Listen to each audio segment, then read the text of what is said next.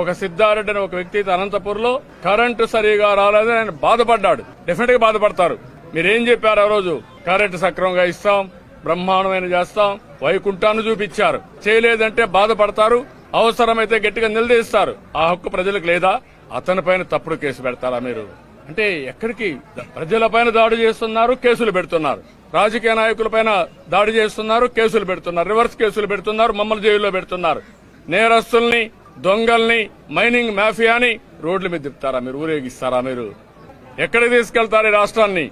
నేను ఒకటే చెప్తున్నా, ప్రజాస్వామ్యవాదులందరికీ ఒకటే కోరుతున్నా, ప్రజలందరికీ కూడా విజ్ఞప్తి చేస్తున్నా, ఇది మా మీద దాడి కాదు, ప్రజల మీద దాడి.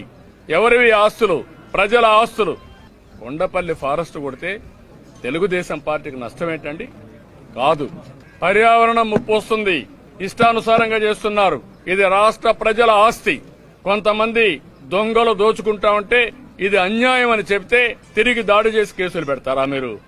కోవిడ్ పేరు పెట్టి మీ ఇష్టానుసారంగా అడ్డం పెట్టాలనుకుంటున్నారు, అడ్డం పెట్టి బెదిరించాలనుకుంటున్నారు. మీ ఆటలు సాగవు. సరిగా పరిపాలన చేస్తే చేయండి, చేత కాకపోతే నాకు చేత కాదని చెప్పి ఇంట్లో పోయి పడుకోండి. కానీ ఇలాంటి తప్పుడు పనులు చేస్తే మాత్రం మిమ్మల్ని. ఏంటండి, వీడియో నచ్చిందా? అయితే ఓ లైక్ వేసుకోండి, లేదంటే ఓ కామెంట్ చేయండి. ఎప్పటికప్పుడు మా వీడియోస్ చూడాలంటే సబ్స్క్రైబ్ చేసుకోండి.